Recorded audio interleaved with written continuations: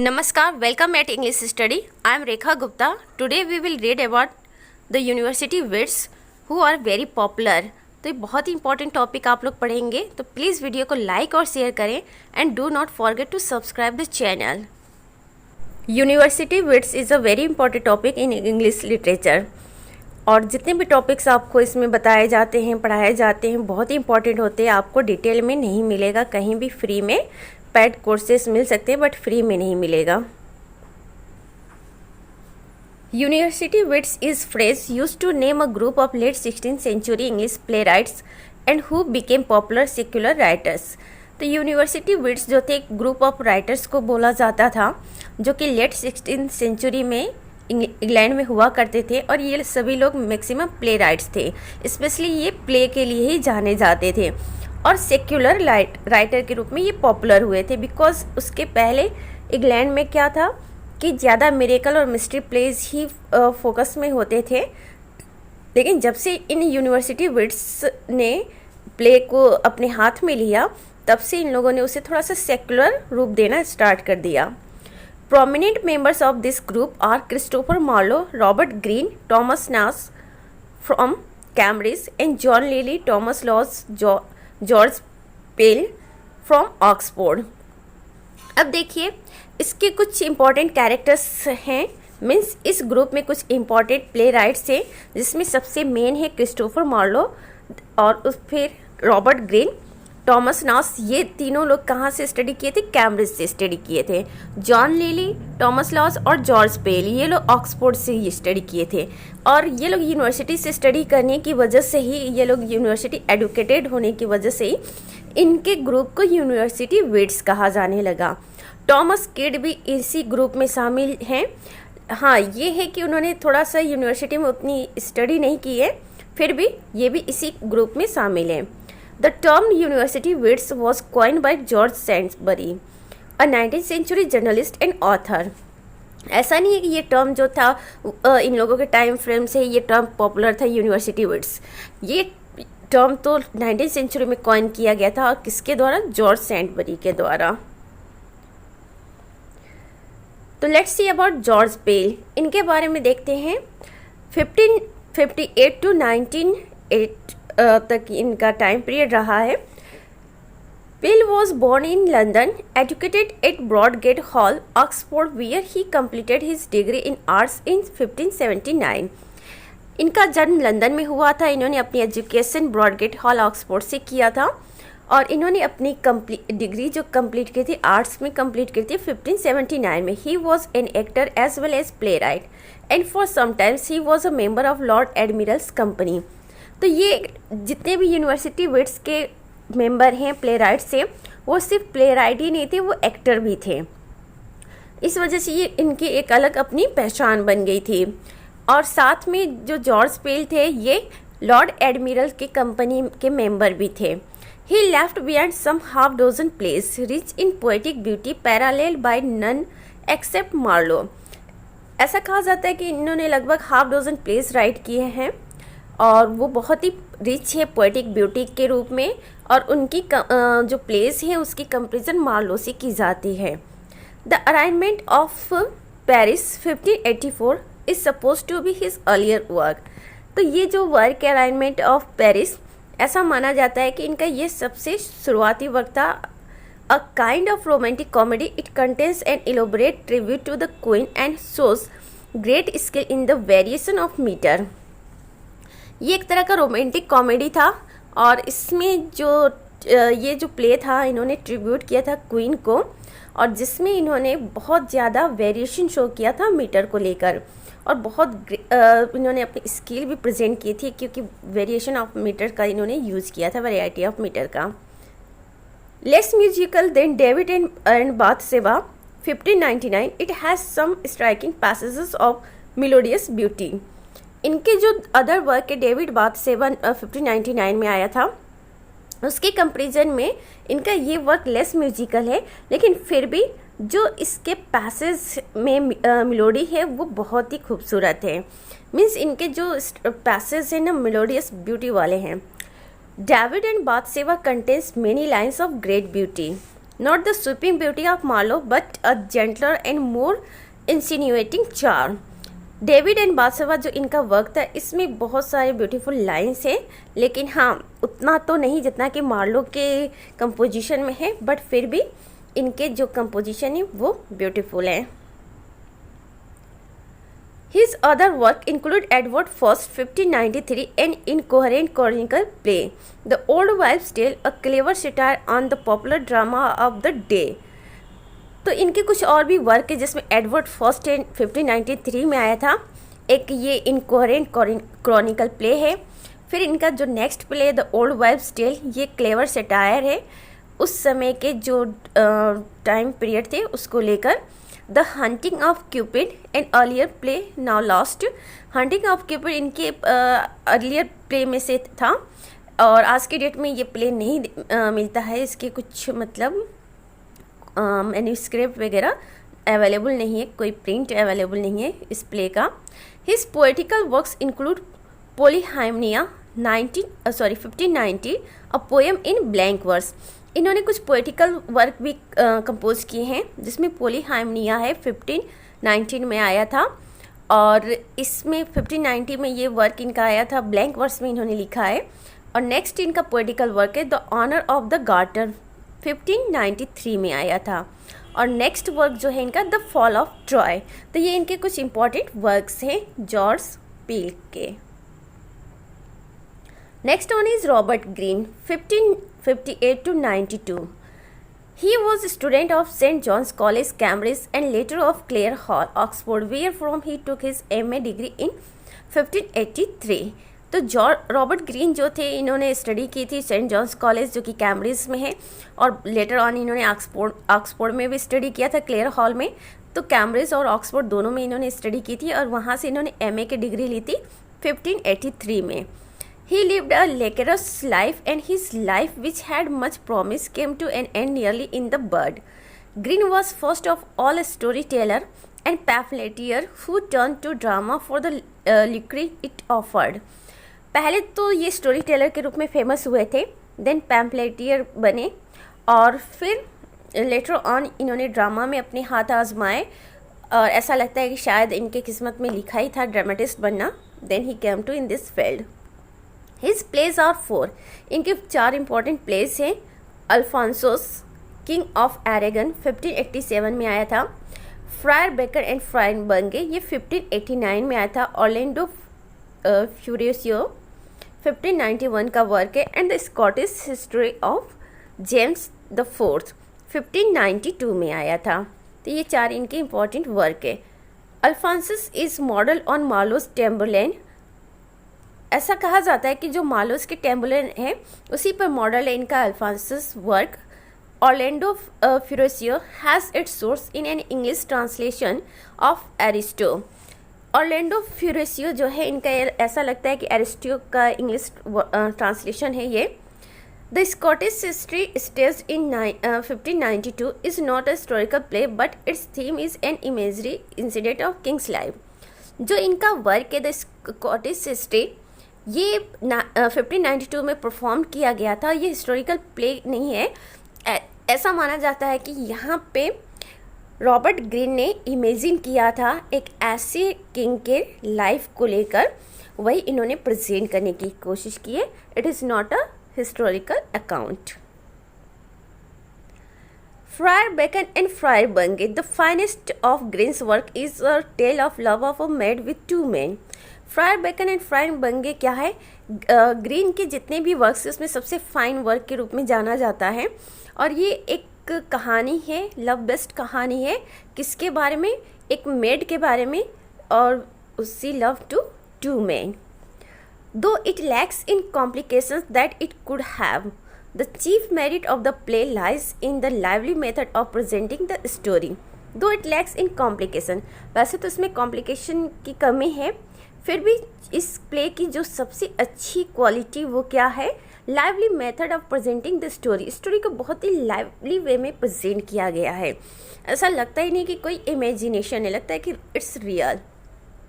It can to a great extent be called a documentation of Elizabethan life। ऐसा माना जाता है कि फ्रायर बैकन और फ्रायर बंगे में जो स्टोरी दिखाई गई है, जो उसका थीम है, वो कहीं ना कहीं एलिजाबेथ के टाइम पीरियड में जो लोगों की लाइफ थी उसी को प्रेजेंट करने की कोशिश की गई है।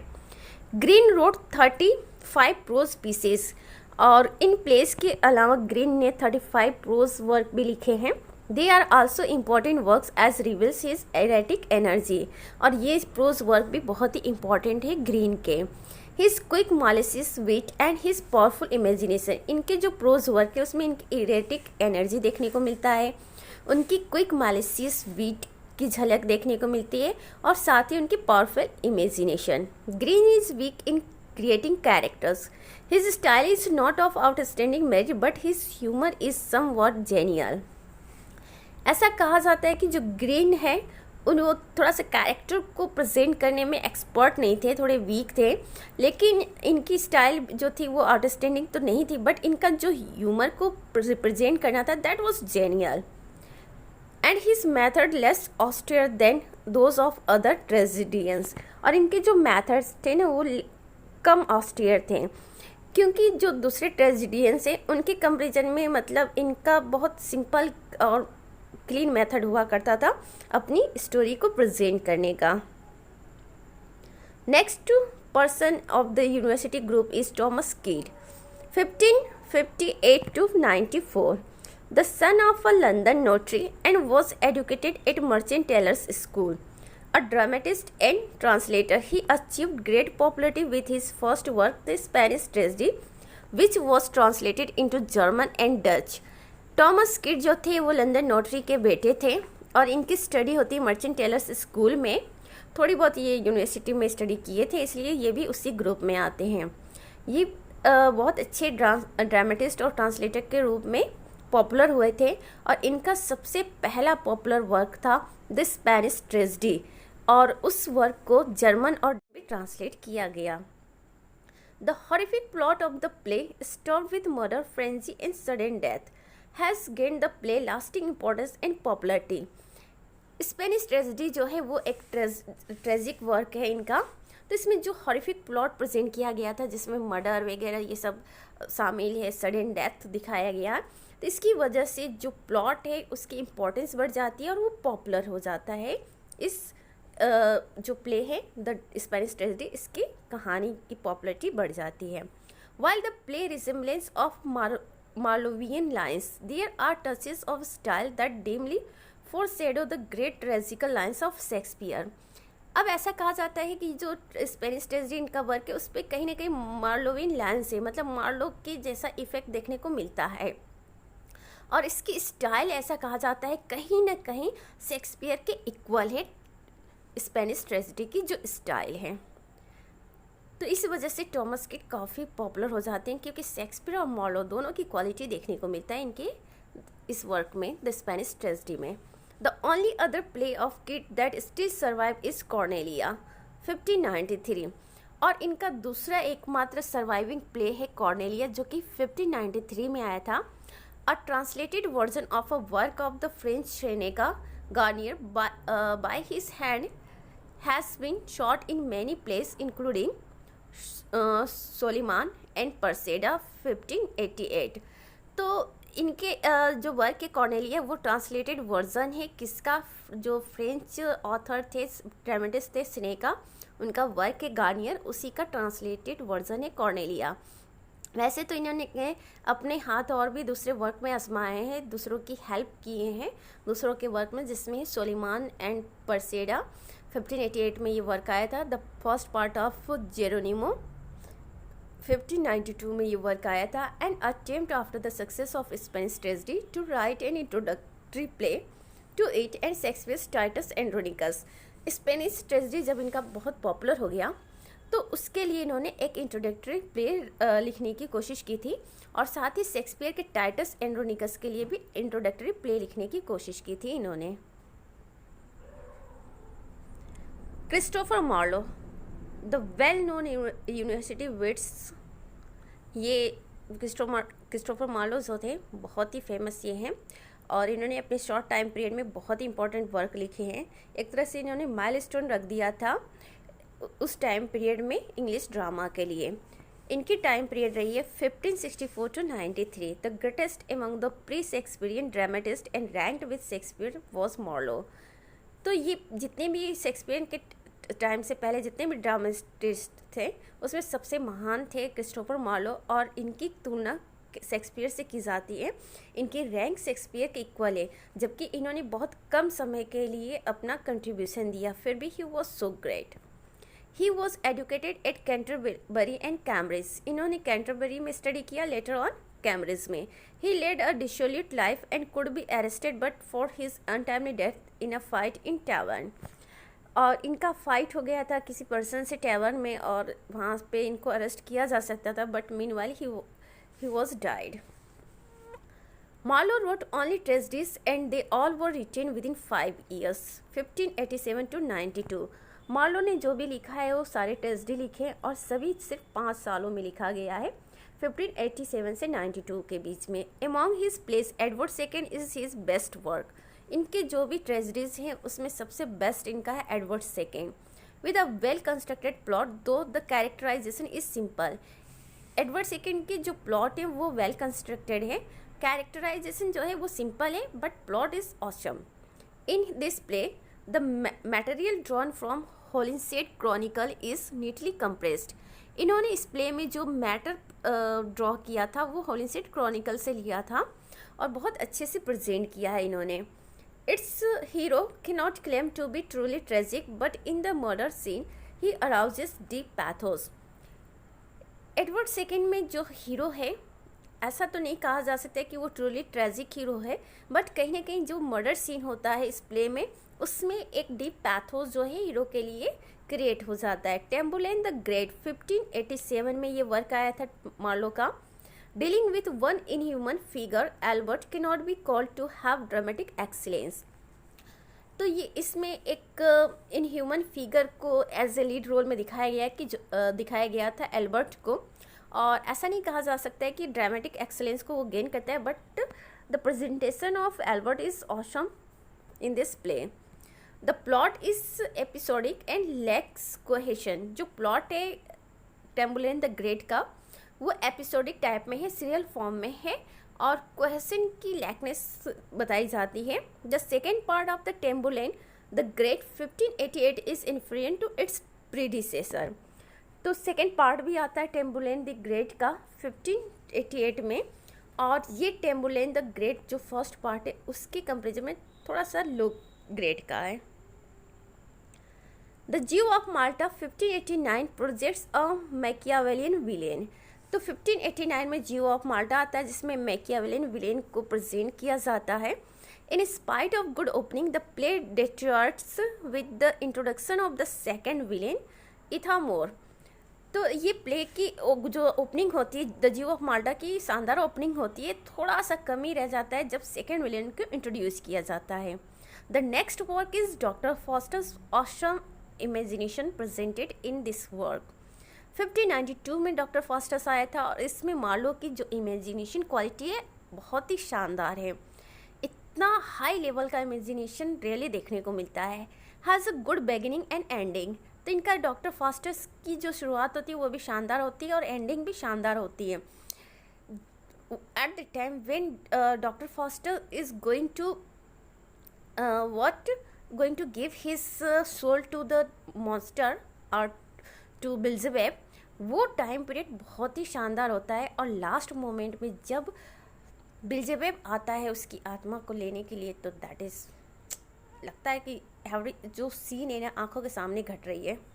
The conversation between the good and the evil angels remind the medieval miracle plays. जो कन्वर्सेशन होता है गुड और इविल एंजल्स के बीच में, जो कि डॉक्टर फॉस्टर्स को गुड एंजल्स मना करता है कि नहीं do not do this work, और इविल कहता है डू। तो ये जो चीज़ है ऐसा लगता है कि मिडियावल मिरेकल प्लेस की जो ये पॉइंट है उस वहाँ से कैरी किया गया है, ड्रॉ किया गया है। The tragedy of Dido queen of Carthage 1593 में ये वर्क आता है, written in collaboration with Thomas Nashe. तो इन्होंने जो डिडो की ट्रेजेडी है इन्होंने लिखा है टॉमस नास के साथ मिलकर। एंड द मशाकर एट पेरिस 1593 में आता है, was left unfinished. The massacre eight Paris जो है इनका अनफिनिश्ड वर्क है। Marlowe's place represent a poetic vision. Marlowe's के जो प्लेस थे ना उसमें पोएटिक विजन देखने को मिलता है, तभी इतनी हाई क्वालिटी के इमेजिनेशन आप देख सकते हैं इनके प्ले में। Typical Renaissance quest for power, और साथ ही जो रेनेशा टाइम पीरियड में क्वेस्ट फॉर पावर था वो चीज़ भी इनके वर्क में देखने को मिलता है। His verse is notable for its burning energy. इनके जो वर्ड्स हैं उसमें जो एनर्जी वो बिल्कुल बर्निंग फॉर्म में मिलता है। इट्स स्प्लेंडर डिक्शन कैसे है? Splendour, its sensuous richness, its variety of pace and its responsiveness to the demands of varying emotions, ये सब कुछ आपको मार्लो के वर्क में देखने को मिलता है। That is why he was ranked with Shakespeare and that is why he dominated university wits. The next one is Thomas Nash, 1567 to 1601. After completing his education at Cambridge, he went in 1586 to London to earn by writing. अपनी study complete करने के बाद Cambridge में ये चले जाते हैं 1586 में लंदन, और वहाँ पे लिखने में अपनी कैरियर बनाने की कोशिश करते हैं। He took active part in the political and personal questions of the day. And his aggressive method took him behind the bars. ये उस टाइम फ्रेम में जो भी पॉलिटिकल क्वेश्चंस और पर्सनल क्वेश्चंस होते थे उसमें बहुत एग्रेसिवली पार्ट करते थे। He finished Marlowe's the tragedy of Dido, but his only surviving play is Summer's last will and testament. Thomas Nashe ने जो मार्लो का अनफिनिश्ड वर्क था, मार्लोस का जो एक वर्क था द ट्रेजेडी ऑफ डिडो, जिसको कि अभी बताया है कि मार्लो ने टॉमस नाश के साथ लिखा था, तो इन्होंने मार्लो के साथ ये वर्क लिखा है। और इनका सिर्फ एक ही सर्वाइविंग प्ले मिलता है, Summer's last will and testament, a satirical masque. He also wrote the unfortunate traveller और the life of Jack Wilton 1594। इन्होंने द अनफॉर्चुनेट ट्रेवलर भी लिखा है, इसका सेकेंड टाइटल है the life of Jack Wilton. 1594 में ये वर्क आया था। अ प्रोज टेल है that has enough importance in the growth of English fiction. यहाँ पे टेक्निक टेल होगा, तो जो इनका अनफॉर्चुनेट ट्रेवलर है ये प्रोज टेल है, और ऐसा कहा जाता है कि इंग्लिश फिक्सन के ग्रोथ में इसका बहुत ही इम्पोर्टेंट रोल है। Next one is Thomas Lawes, 1558 to 1625. He educated at both Oxford and Cambridge, where he studied law. Thomas Lodge के बारे में कहा जाता है कि ये ऑक्सफोर्ड और कैम्ब्रिज दोनों में इन्होंने स्टडी की थी, और वहाँ पे इन्होंने लॉ की स्टडी की थी। He gave up his legal study and took to writing, and while writing he acted too. यहाँ पे लीगल होगा, स्पेलिंग एरर है, तो वो क्या करते हैं अपनी लीगल स्टडी को ड्रॉप कर देते हैं और फिर राइटिंग में अपनी किस्मत आजमाते हैं, और वहाँ से वो एक्टिंग भी करना शुरू कर देते हैं। Lodge produced very little in quantity. Lodge ने बहुत कम मात्रा में वर्क लिखा है, and it is assume that he collaborate with Shakespeare in Henry यहाँ पे हेनरी सिक्स्थ होगा। तो यहाँ पे हेनरी सिक्स्थ में शेक्सपियर के साथ इन्होंने कोलैबोरेट करके वर्क किया है। The woods of civil war, a kind of chronicle play, is considered to be Lodge own work. तो एक वर्क है the wood of civil war, और ये क्रॉनिकल प्ले है। ये टॉमस लॉज का अपना वर्क है, इसको इन्होंने किसी कोलैबोरेशन में नहीं लिखा है। He also wrote prose romances. इन्होंने प्रोज रोमांस भी राइट किया है, the most famous of which is Rosalynde Euphues golden legacy 1590 में। तो इनका सबसे फेमस प्रोज रोमांस है वो रोजालिंड है। प्रोज रोमांस ही नहीं, इनके जितने भी वर्क है उसमें सबसे फेमस रोजालिंड है, 1590 में आया था। Which was the chief source for Shakespeare's as you like it. और शेक्सपियर ने जो अपना प्ले लिखा है, कॉमेडी लिखा है एज यू लाइक इट, उसका कहीं ना कहीं सोर्स जो है रोजालिंड से ही आता है। John lily 1554 to 1606. He was more famous as a writer of prose than as a dramatist proper. John lily के बारे में कहा जाता है कि ये प्रोज राइटर के रूप में ज़्यादा फेमस थे, न कि ड्रामेटिस्ट के रूप में। The plays of Lyly were written after the publication of Euphues the anatomy of wit 1579। तो ऐसा कहा जाता है कि जो जॉन लिली के प्लेस हैं वो इन्होंने कब पब्लिश करना शुरू कर दिया था, जब Euphues the anatomy of wit 1579 में फर्स्ट टाइम पब्लिश हुआ था तब।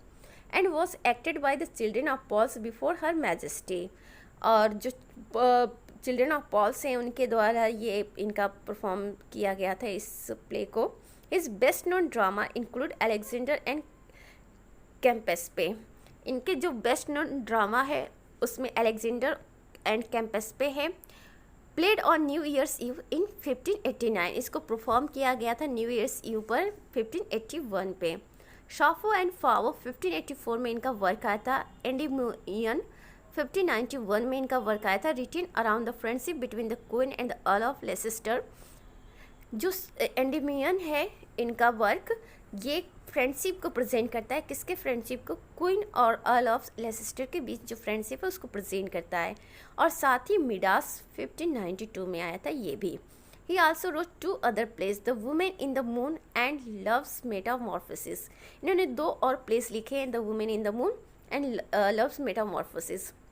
Lilies plays might lack stage effectiveness but they display the dramatist superior culture and fine sense of style।